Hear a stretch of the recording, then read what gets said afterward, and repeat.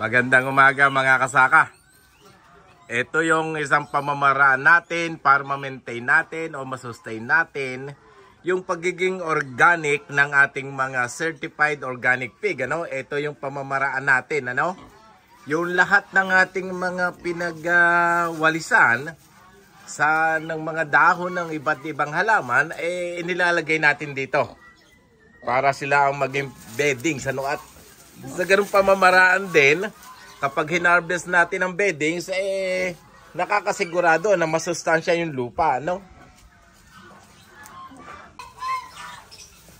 Yan mga kasaka, Dito namin nilalagay ang mga dahon na mga naiipon nating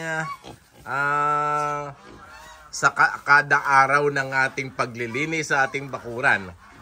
At kinakain din nila, Yan. Yan ang organikong pamamaraan natin, Tingnan ninyo to, Ito yung mga bagong walay natin,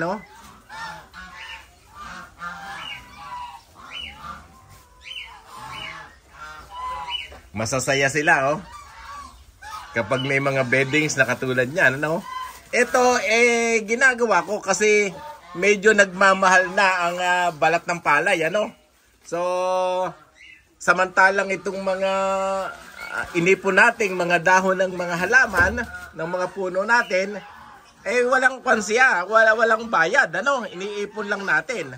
Kaya, pamamaraan para makatipid din tayo, sa beddings ng ating mga organic pig, Ito, halos inuubos na nila, pati yung inilagay natin,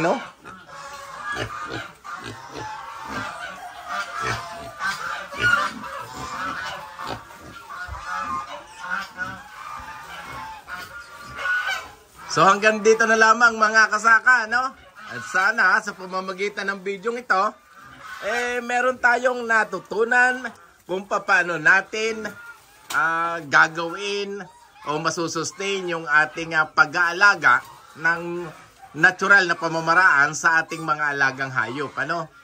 Ito yung pamamaraan din para makatipid tayo sa binibili natin ng mga balat ng palay o rhizole, Sana mag-subscribe kayo at manood lagi ng aking mga video para sa mga natural, sa makabago at makalumang pamamaraan para sa pagpapaunlad ng ating agrikultura, para sa pagpapalago ng ating kabuhayan. Maraming salamat.